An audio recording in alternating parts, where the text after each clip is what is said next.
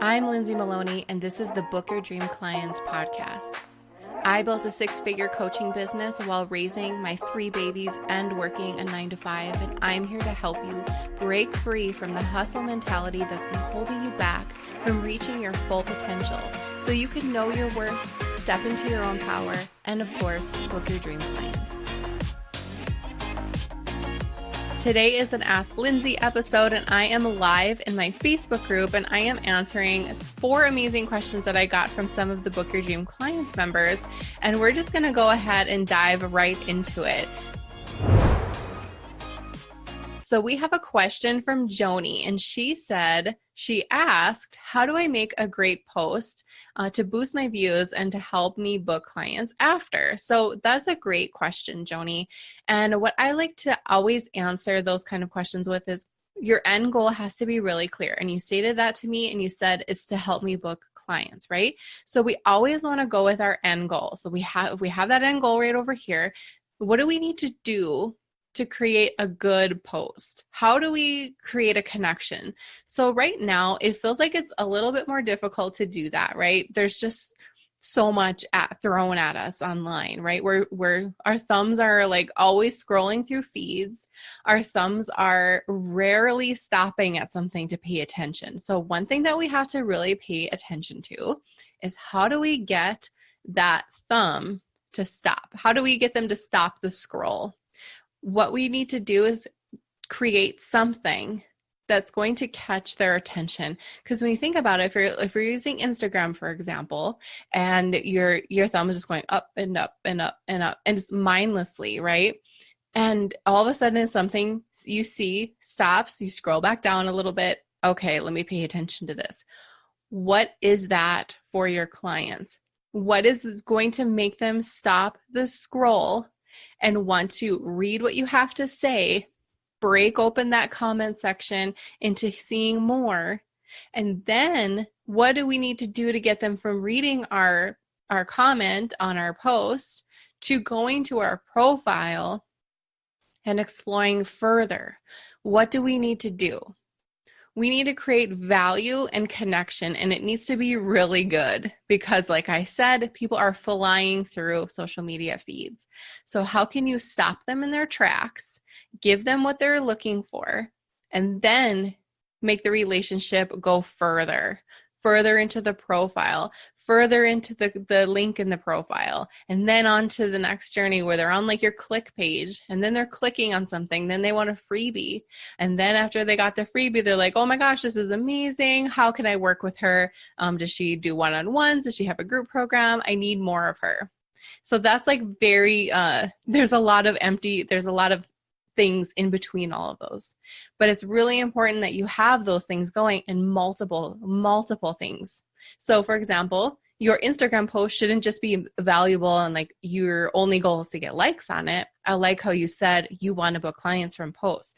So your posts need to be something, again, that stops them in their tracks, whether it is, a quote, tips, stock photos. It doesn't seem like they're working as well for me. So for me, I know what my people like.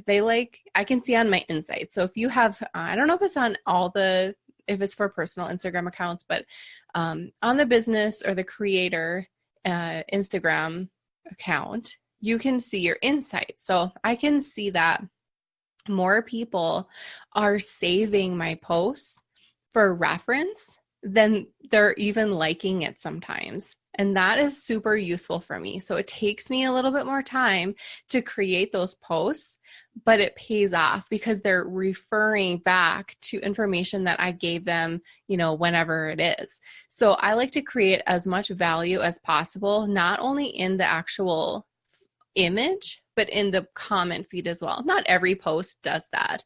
We don't need to be just like pumping out stuff all the time, but we still need to have that connection. Like, oh, Lindsay's always giving really good tips about this.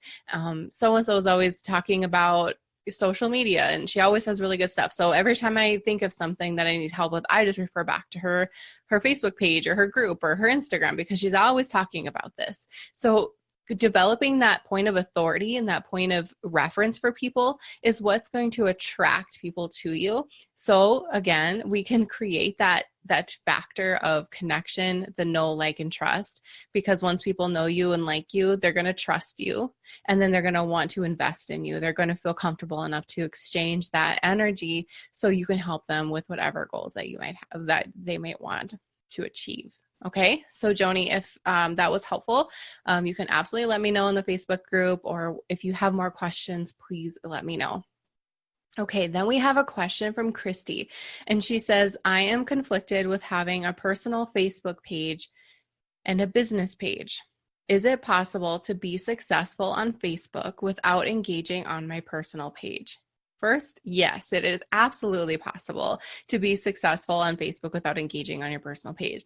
I barely do anything on my personal page. A lot of it's from other people just tagging me and things. I never really post on my personal page at all.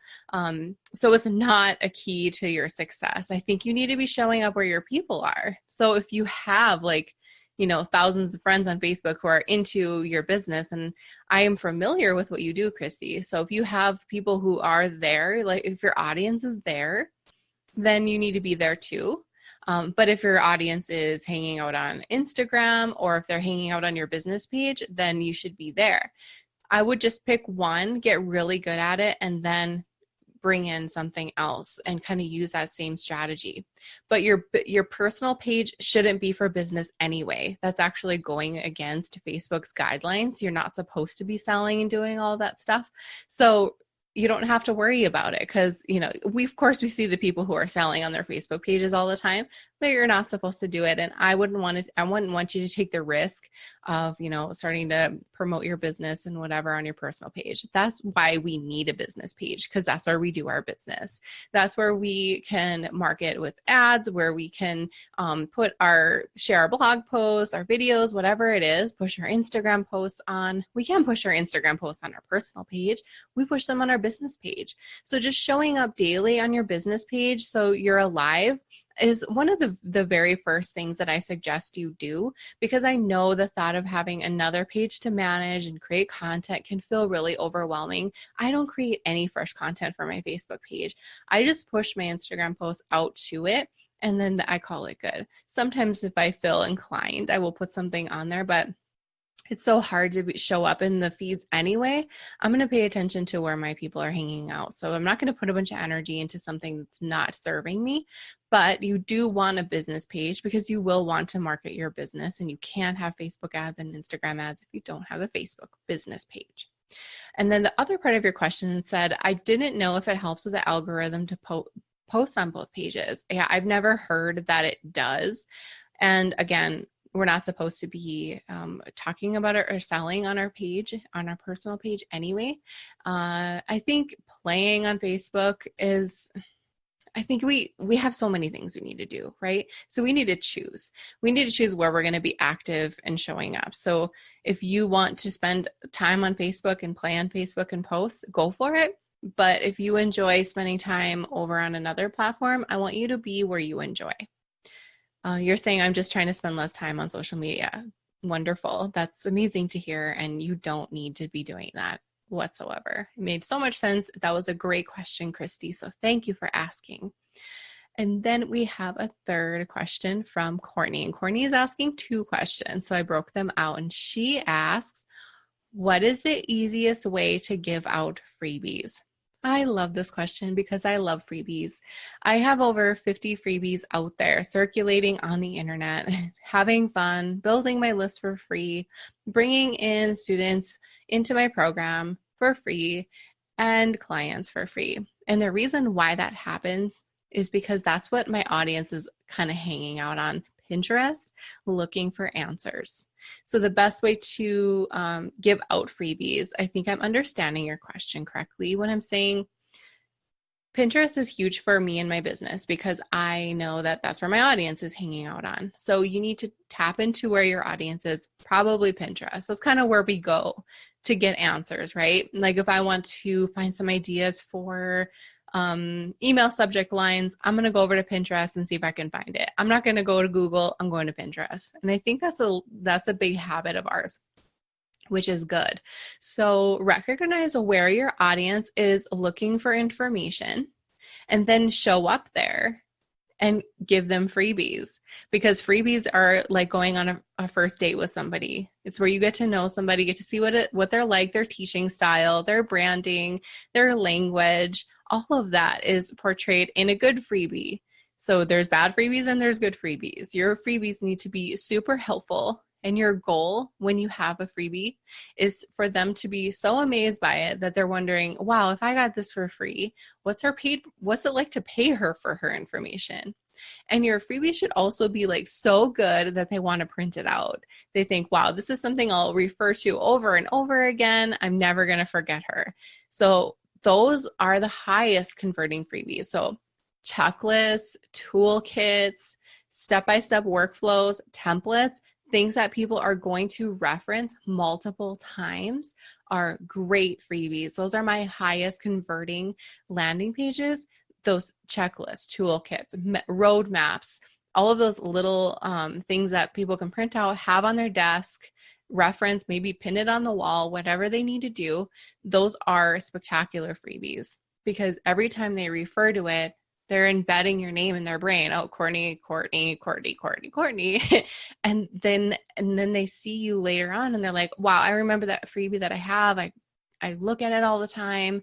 And now she has a course opening up. And now she has a one-on-one spot opening up. Okay, I need to work with her because I use this freebie all the time. And it was no investment on my part. I'm ready to take that leap. So that's the best way. So you're going to put your freebie out wherever your people are, right? Social media, Pinterest, it's going to go out there. You got to circulate it and keep it circulating. You got to keep ruffling it up in Tailwind we use, and we'll like just continue pushing out stuff. Sometimes some of my oldest freebies are doing way better than something that I just put out, which is weird. But don't shoot them out there and forget about them. Keep recycling them and pushing them out there. That's really important, to have a really good connection with your strategy, so you know kind of what's going out there, because the more and more you build, the more it's going to be out there. And it's great to see like what's working for you and what's not. So if you find that you have a lot of downloads with this one freebie, it's a toolkit, maybe you can make a 2.0 toolkit. That's what we have. We have an ultimate coaching business toolkit. And then I have a 6-figure coaching business toolkit. So it's like a 2.0 version. The ultimate has like a lot of free things that you can use for your business. And then the 6-figure is where you're obviously investing in programs and services to amp up your business. So that is one of my recommended ways to give out freebies. Now, we need to have high converting landing pages to get those subscribers, because our ultimate goal is to get subscribers, right? We're not just pumping out freebies for nothing. We need to get paid. So how do we get paid for free things? We get a subscriber. We get somebody to exchange their email address for a free PDF. What I used to create a lot of my landing pages on my website, on Squarespace, which is great. And then I used my email service provider for quite a while. And then I went into lead pages a few years ago, which completely changed everything, because lead pages that's what they do. And my opt-in rates are usually between 60 and 80% because I use their templates, and I kind of stick with the same theme over time, because I just know they work. So you don't have to invest in lead pages right away, but I think it's important to know what's working. And I remember having a coach, and I was using my Squarespace website, and she asked me what my conversions were, and I had no idea. I didn't know if my freebie was working. So if I had 5 people sign up for my freebie today, that could be great if 5 people saw it and a 100% opt-in, but what if 500 people came on my website and only 5 people signed up? Those opt-in rates are very low. Those conversion rates are very low. So I don't have any information. I don't have anything to go off of. Was this a good freebie? Should I tweak my landing page a little bit? Do I need to make changes to my copy? Do I need to make changes to the freebie itself? Why isn't this converting? And we don't know those things if we're using tools that don't give us those analytics. So that's why I really like lead pages. But there's a lot of other ones out there that you can use. That's just my favorite. That's a great question, Courtney. And then the other part of the question that you had was, what systems do you use to collect emails and automatically send out the downloads? All right, so amazing.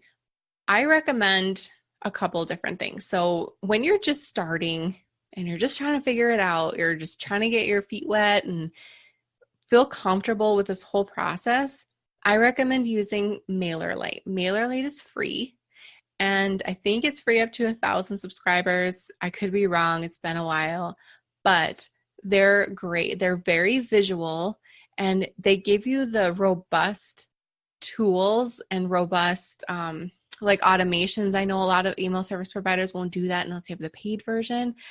They let you do all of that for free. So getting your knowledge and collecting all that, it's complicated when you first start, because you think, okay, I have a landing page and now I need to give them their PDF. How do I make that exchange? And it's hard to wrap your mind around it. I remember like having to draw it out on a piece of paper because I'm so visual. I need to see how this is going to happen. And I had to do that with every freebie I did because it made my brain kind of imprint the whole pathway to making this happen. So if you're using something like MailerLite, then you have a couple options. You can deliver it to them via email after they sign up. So you would create like a landing page in your email service provider or lead pages. They give you their email. That triggers your email service provider to send out, here you go, here's your workbook, download it here. That triggers. That's an automation that you would have to create in your email service provider. Another option is to make the process go from giving their email address, boom, they get the PDF right away. They can have that. I don't like that as much because it lowers your open rates, because if they get the PDF and they don't have to go to their inbox to open it, then they're not going to open it. And then your open rates are really low. And I think that email service providers keep an eye on that. And if they see like nobody opens their emails, like what's going on with this person here? I think that's something to keep in mind. So I always direct my subscribers to a thank you page. And you can see one of my thank you pages just by downloading something from me. I'm not going to go into that. They always get sent to a thank you page. And then in the back end, my email service provider sends them an email. Hey, Courtney, here's the workbook you downloaded. Thank you so much. Click here to download. That's all set up as an automation. Okay. So when you get really familiar with that whole process and you're ready to up-level yourself and do this in a bigger way, then I recommend using something like ActiveCampaign. I have like the lowest plan, and every time your subscribers increase, you do get a higher rate.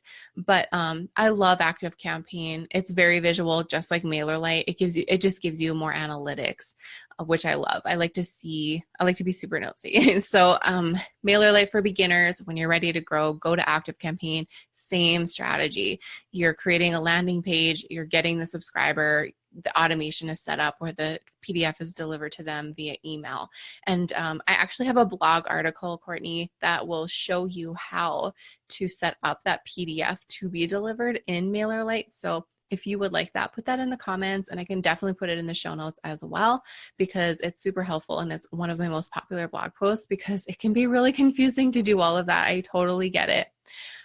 Okay, let's see. Do we have any more questions? Those were all amazing questions. Love them. All right. Abby, she says, I've only got one freebie and no strategy. Like zero. Well, we need a strategy, Abby. What's the point of the freebie? Is it to just build your list? And you're in Standout Coaching Academy, so you're going to be doing that training where you're going to see that you have a vision. And your vision is your client, your student, and everything that you make it has to align with your vision. I'm not going to create a blog post about how to manage your toddler when they're teething, because yes, I have 10 years of experience, but that would not serve my audience and it wouldn't serve me. It doesn't directly align with my vision, right? That's so important. We could create all kinds of stuff that might blow up our list, but is it aligned with our vision?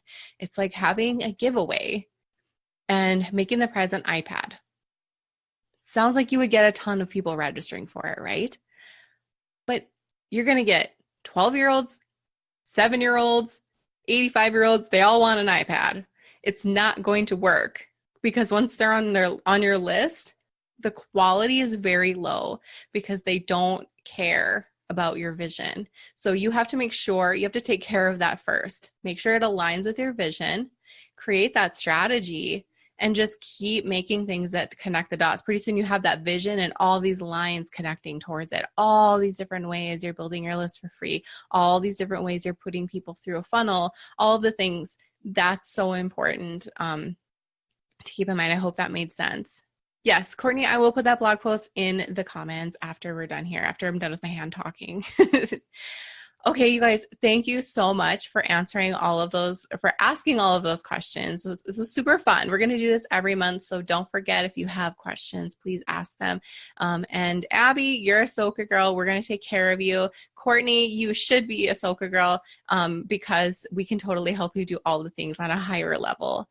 I can hear that my rest of the family is home, so I am going to go join them. Thank you guys so much. I love all of you guys. Thank you for being here.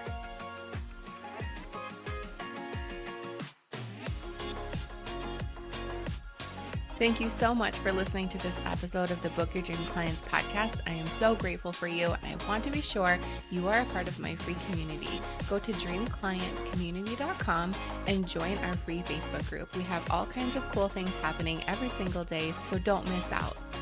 Also, if you love downloading freebies, check out my freebie vault on my website by going to lindsaymaloney.com, selecting freebie vault, and there you can download all the things that will help you start and scale your coaching business. And if you're feeling extra generous, be sure you hit that subscribe button so you don't miss the next episode.